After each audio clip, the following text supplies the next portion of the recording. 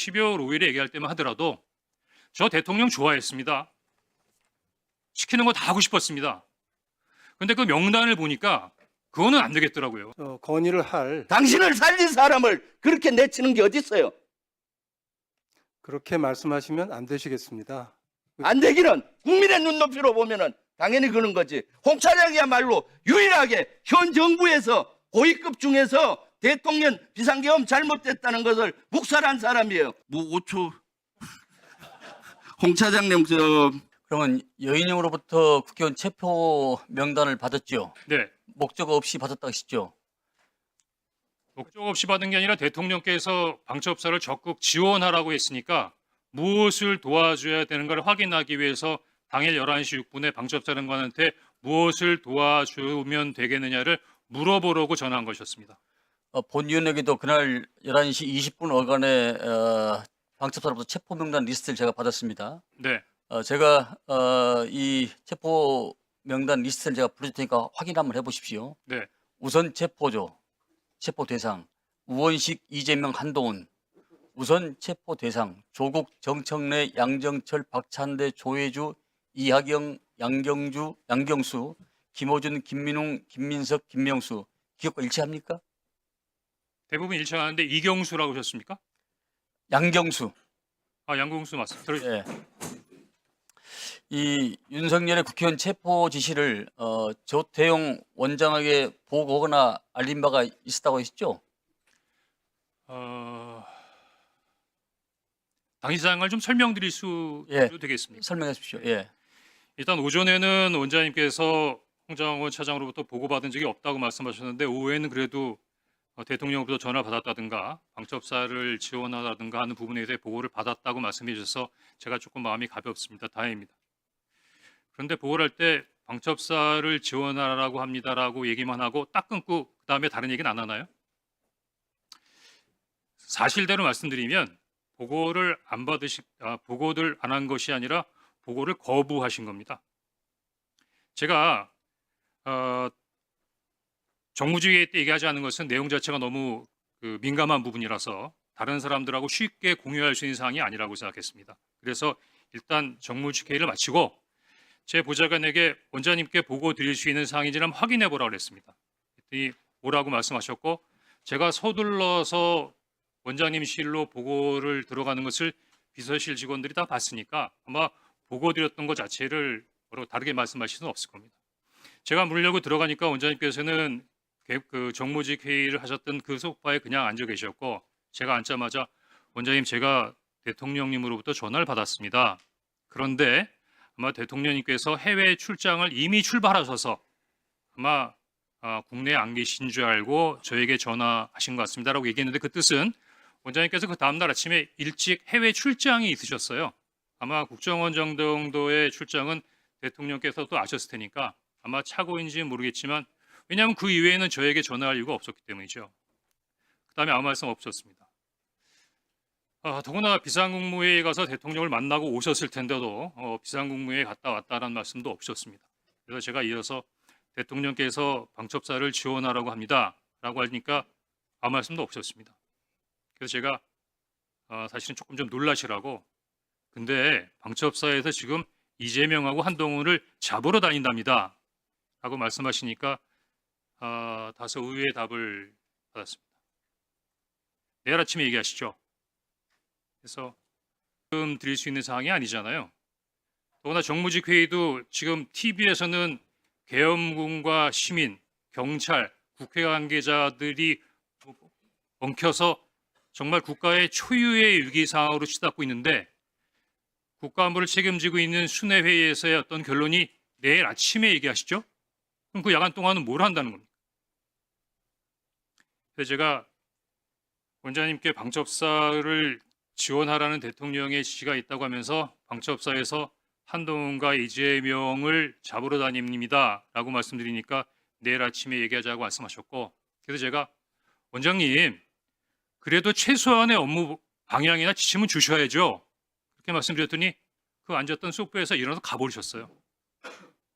더 이상 보고 드릴 수가 없었습니다. 그것을 우리 홍 차장께서는 원장이 정치 개입이라고 판단했다고 생각하십니까? 제가 보기엔 지금 원장님께서 정치 개입이라고 판단하는 것은 그 내용이 아니라고 생각합니다. 그 정치 개입이라고 원장님께서 말씀하신 건 다른 얘기인데요. 그 다음 날 11시 30분 정무직 회의가 끝나고 난 다음에 원장님께서 이런 제의를 하십니다. 통상 일주일에는 한 번이나 두 번 정도 정무직 회의를 하는데 상황이 엄중하니까 우리 매일 아침마다 티타임을 하면서 상황 관련된 부분에 대한 대처 협의를 합시다. 저는 그거를 아침마다 9시에 원장님하고 티타임 하면서 이런저런 부분에 있어서 업무를 협의해야 한다고 생각했고, 그러면 원장님께 어떤 아이디어를 드릴 수 있을까라는 생각을 했습니다. 그래서 5일날 오후 정도로 기억이 되는데, 그때 오전에 야당 대표께서 비상계엄에 군을 동원해서 도리어 북한의 군사위협이 더 가중되는 면이 있다라는 발표를 하시면서 조금 북한 군사에 대한 북한의 군사 위협에 대한 약간의 불안감을 느끼시는 말씀을 하셔서, 그래 맞다. 지금 비상계엄을 뭐 대통령께서 직접 하신 부분이니까 대통령실에서 할 수도 있는 부분도 아니고 국회도 이렇게 혼란스러운 상태에서 그냥 원장님께서 야당에다가 얘기해서 북한 관련된 부분, 한반도의 안보 상황 우리 국정원이 잘 관리하고 있습니다. 해외 관련된 부분의 동맹과도 잘 소통하고 있고 국내 사회 질서도 잘 나름대로 관리하고 있으니 국정원이 앞으로 나름대로의 어떤 비상계엄 이외의 여러 가지 부분에 있어서의 국면을 잘 감당하겠습니다. 뭐 그렇게 전화 한 번 하는 게 없겠느냐고 브레인스톰 차원에서 그냥 건의드린 겁니다. 물론 네. 이것 때문에 원장님이 저를 경질했다고 생각지 않습니다. 가만히 계세요. 왜냐하면 지금은 다들 알고 계시지만 12월 6일만 하더라도 이런 사항에 대해서는 알고 계신 분이 많지 않았기 때문에 아마 원장님께서도 12월 6일 날 당일날 12월 3일 날 홍장원이가 대통령 말 안 들어서 경질한다는 말씀을 하실 수 없으셨을 겁니다. 다만 거기에 대한 이유로 그 이야기를 하신 것 같고, 다만 제 입장에서는 대단히 억울하고 문제시되는 게 대부분 잘 자세히 보시지 않으면 잘 모르시겠지만 국정원법 11조에 보면 국정원 직원이 정치 중립을 위반하면 7년의 징역에 처할 수 있도록 되어 있습니다. 그러면 원장님께서 평소와 다르게 11월 6일 12시에 국정원장께서 이례적으로 자청하셔서 기자회견을 한 상태에서 홍장원 차장을 정치 중립 의무의 위반으로 인사경질했다고 하는 부분은 죽으라는 거예요. 사법적으로 매장하겠다는 겁니다. 근데 그게 말씀으로 끝나지 않았습니다. 그 다음 날 네이버를 쳐보면 금방 알 수 있는 시민단체에서 저를 고발했고, 12월 8일 그날이 대통령의 탄핵이 기각된 그 다음 날 저는 검찰로부터 시민단체가 고발한 정치중립 의무 위반 혐의로 피의자로 검찰에 출두하라는 통보를 받습니다. 그러면은 이 정도면 국회에 공익제보 보호를 요청해야 되는 상황 아닙니까? 네, 맞습니다. 자, 그러면은 우리 홍 차장께서는 경질당한 것이 정치적 보복으로 느끼셨겠네요. 처음에는 두 가지로 나눠서 생각해야 되는데 12월 5일에 얘기할 때만 하더라도 저 대통령 좋아했습니다. 시키는 거 다 하고 싶었습니다. 근데 그 명단을 보니까 그거는 안 되겠더라고요.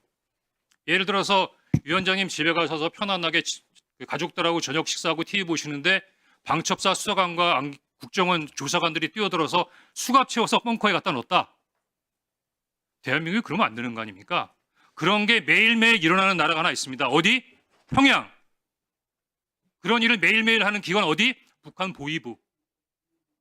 이상입니다. 그래, 한 가지만 마지막 질문 드리겠습니다.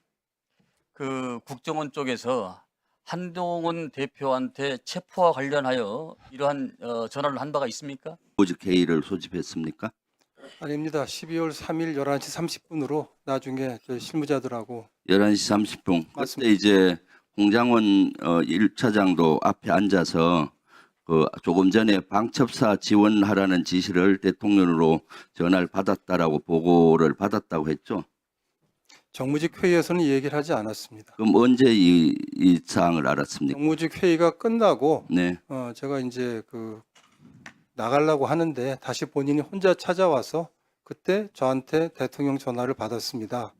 아마 제가 원장이 외국에 있는 거로 생각하신 것 같습니다.라고 얘기를 했고 그 다음에 방첩사를 지원하라는 말씀을 했다 이렇게 얘기를 했습니다. 그때가 몇 시쯤이었죠? 정부직 회의 끝나고 바로니까 제가 한 10분쯤 회의를 했다고 저희 실무자들이 기억하니까 뭐 11시 한 50분이나 뭐 45분 50분 네. 그거가 아닐 겁니다. 정무직 회의할 때 조금 전에 얘기한 것이 국정원은 뭘 할지 모르니까 비상계엄 때 스터디를 해서 아침에 정무직 회의하자고 지시했다 했죠. 그렇습니다. 다양한 아이디어를 내라는 거 아니겠습니까? 그리고 그 끝나고 홍장원 1차장이 방첩사 지원하라는 대통령 전화를 보고했는데 무슨 지시는 했는지 모르겠다라고 얘기했죠. 말씀드려도 됩니까? 예. 우선 그 정무직 회의에서의 얘기는 그 당시 어느 한 정무직은 저한테 그거는 법령과 매뉴얼을 찾아봐야 될 것 같다. 아니, 저 묻는 답변 그래서 제가 아이디어를 내자는 게 아니라 하게 되어 있는 해가 그러니까 하게 돼 있는 일이 뭐냐 뭐 그런 거 아니겠어요? 그리고 또 스터디 하라고 그다음에 그다음에 묻는 것만 답하세요. 그다음 방첩사를 지원하라고 했는데 조금 전에 무슨 지시인지는 몰랐다 하는데 이것은 말이 안 되죠.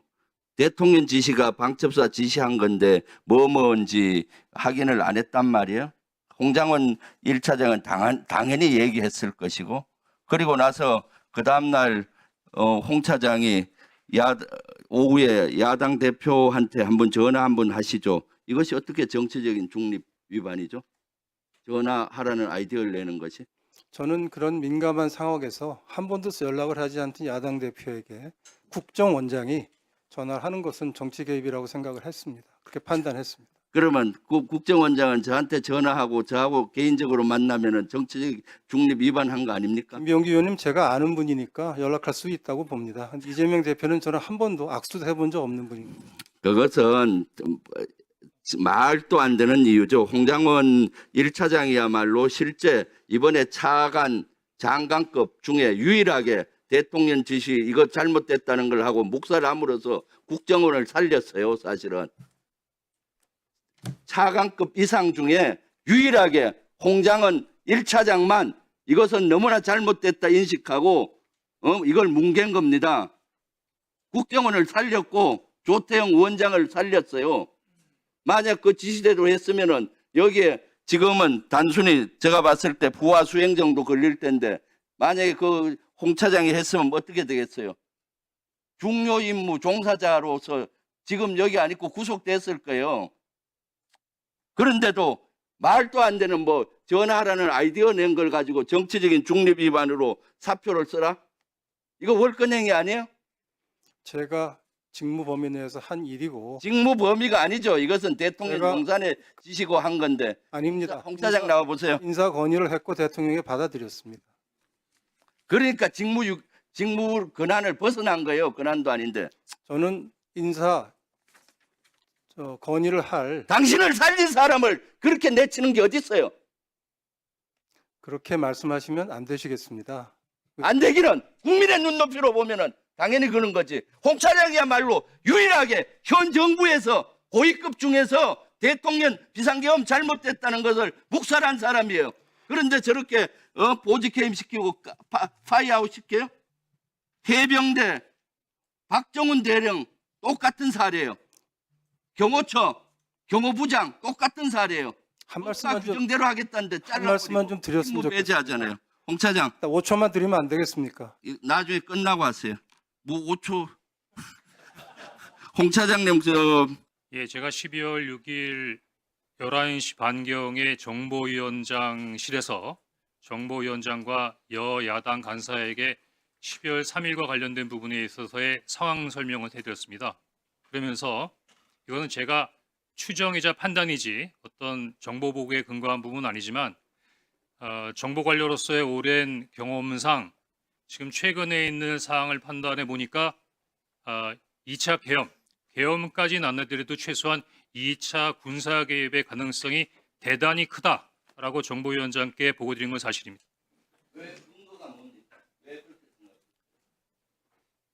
주관적이라고 말씀하실 수 있겠지만 첫 번째는 대통령의 의지십니다.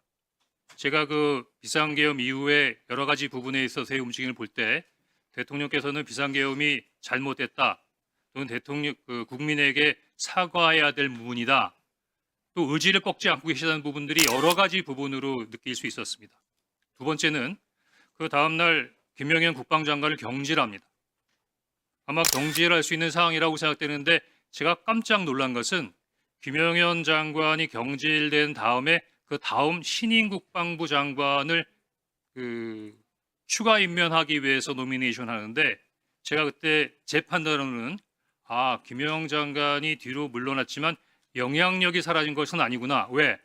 김영현 장관의 추천에 의해서 그 후임 국방장관이 추천됐다고 생각하기 때문입니다. 또 하나는 저는 경질했지 않습니까? 안 하겠다 그랬더니. 그런데 당시 방첩, 특전, 수방 관련된 부분 모든 당시 계엄국의 순회는 멀쩡했습니다.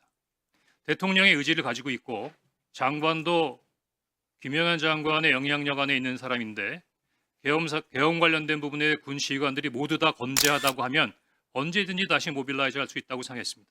더구나 제가 굉장히 위험하다고 생각했던 부분은 여기 사령관님들도 계시지만 처음에 국회에 진입할 때는 누구의 지시에 의해서 그랬다라고 할 수 있지만 그 상황이 발생하면서 내가 내란죄로 소추당할 수 있는가 하는 부분에 있어서의 위기와 불안감을 느끼고 있는 상황에서 3명의 사령관은 상황에 따라서는 첫 번째와는 달리 훨씬 더 강하게 군사적 개입에 개입할 수 있겠다라는 생각을 했습니다. 또 하나는 제가 나름대로 이 부분의 의견을 몇 분한테 내니까 못 봤어? 국회에서 시민들이 미니까 군인들이 밀려나잖아. 그거는 그렇지 않습니다. 제가 군 출신이라서 그런데 군사의 무력이라고 하는 것은 더구나 군중이라고 하는 것은 상황에 따라서 크게 변합니다. 더구나 첫 번째 국회에 들어가서 그렇게 실패했는데 두 번째 만약에 군사 개입을 한다면 똑같이 국회에 사람들을 몰려와서 할까요? 아마 제가 보기에는 군인들이 거부할 수 없는 상황을 만드는 계엄으로 갈 수밖에 없는 그런 상황을 만들려고 했겠죠. 저는 그렇게 추정했습니다.